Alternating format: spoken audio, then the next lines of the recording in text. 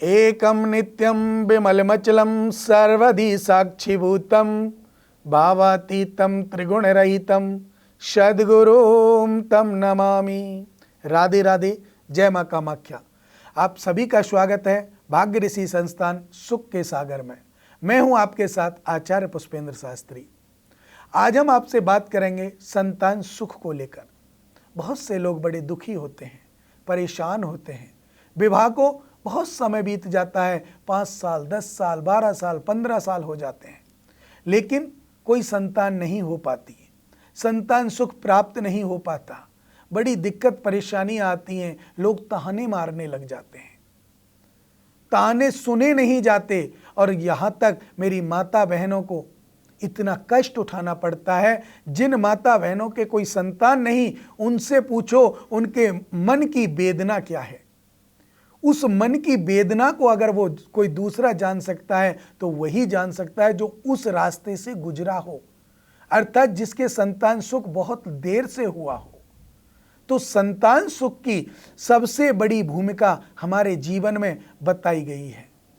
जिन माता पिता के संतान नहीं होती, उनके जीवन का आधा सुख अपने आप नष्ट हो जाता है। हर व्यक्ति चाहता है मुझे एक सुयोग्य अच्छा संतान प्राप्त हो। मैं लड़का और लड़की की बात नहीं कर रहा हूं, लेकिन फिर भी हर व्यक्ति की मन की इच्छा है एक बेटा एक बेटी मुझे हो जाए, मैं सुखी हो जाऊं, मेरा बांझपन का जो नाम है वो हट जाए। तो वो कैसे होगा? कुंडली के पंचम भाव को आप देखें तो कुंडली के पंचम भाव में जो श्रेष्ठता है वो आपको आपके संतान सुख तक दिलाती है। हमारे ग्रहों को कुछ कैटेगरियों में बांटा गया है।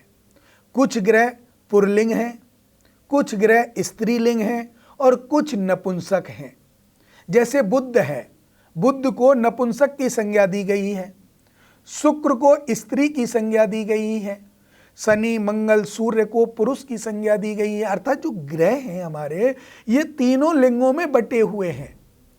पंचम भाव का स्वामी अगर पुल्लिंग है और पंचम भाव में बैठा है तो पहली संतान आपकी पुत्र होगा। अगर सप्तम भाव में पंचम भाव का स्वामी बैठा है तो दूसरे नंबर की जो संतान होगी वो पुत्र होगा, पहली संतान पुत्री होगी। अगर आपके पंचम भाव का स्वामी नवम भाव में बैठा है, भाग्येश में बैठा है, तो आपके 2 पुत्रियां पहले होंगी, तीसरा पुत्र पैदा होगा। अर्थात जो व्यक्ति अपने ग्रहों की गोचर दशा को लेकर चलता है, उसी के हिसाब से उनको परेशानियों का या उनको सुख का, दोनों का सामना करना पड़ता है।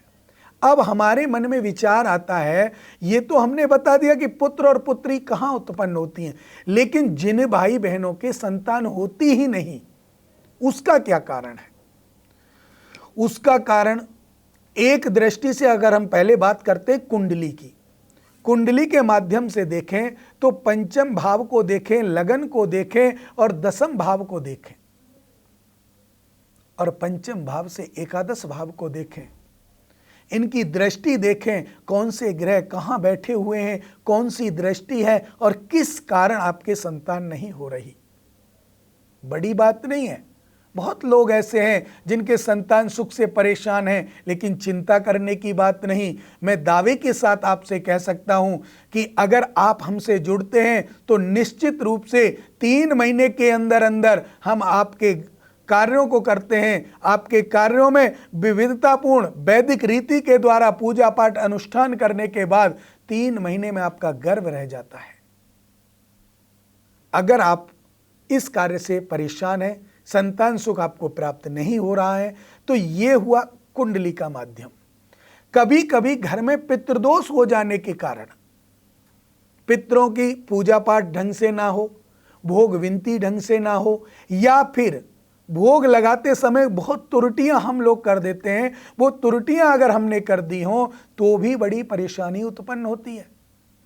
और पितृदोष जब घर में होता है तो मांगलिक कार्य बहुत कम हो जाते हैं और संतान सुख तो होता ही नहीं। कहते हैं पितृदोष जिस घर में होता है वह दूध और पूत दोनों को नष्ट कर देता है। पितृदोष के कारण भी आपको संतान सुख का विशेष प्रभाव पड़ता है। इसलिए आपको पितृदोष का सहयोग बिल्कुल नहीं लेना चाहिए, आपको पितृदोष का निवारण करना चाहिए अच्छे वैदिक ब्राह्मणों के द्वारा।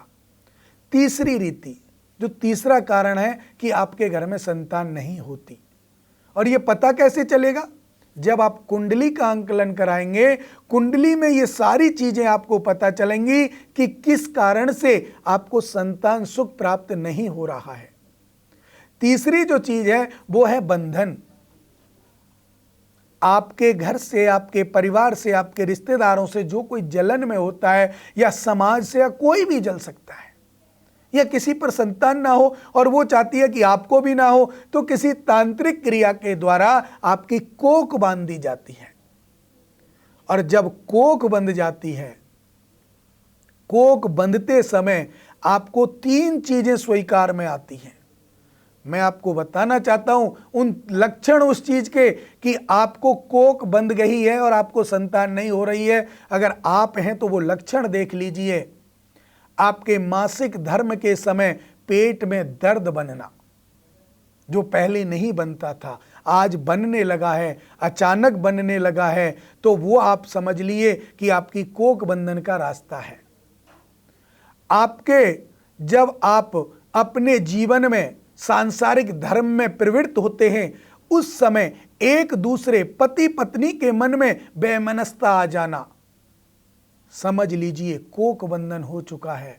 और तीसरा, समय समय के अनुसार आपके कार्यों में अवरोध पैदा होना, रुकावट आना, दाम्पत्य सुख, कोक में आपका गर्भ रह जाना, 1 महीने का, 2 महीने का होकर के गिर जाना, ये भी समस्याएं आपको कोक बंधन को दिखाती हैं। अगर ऐसा आप लोगों के साथ होता है तो आप निश्चित रूप से हमारे इन दिए हुए नंबरों पर संपर्क कर सकते हैं और अपने जीवन में संतान सुख का सुख प्राप्त कर सकते हैं।